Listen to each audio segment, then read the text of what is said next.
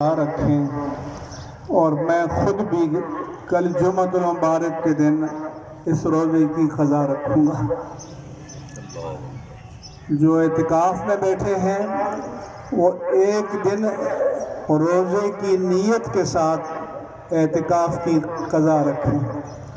آپ کو یہ نہیں کہتا کہ آپ کل ہی روزہ رکھیں، آئندہ رمضان سے پہلے جب بھی اللہ آپ کو توفیق دے، گرمی کا موسم ہو، سردی کا موسم ہو، ایک روزہ قضا کریں، کیونکہ ہم روزہ حکمرانوں کی مرضی پر قربان نہیں کر سکتے۔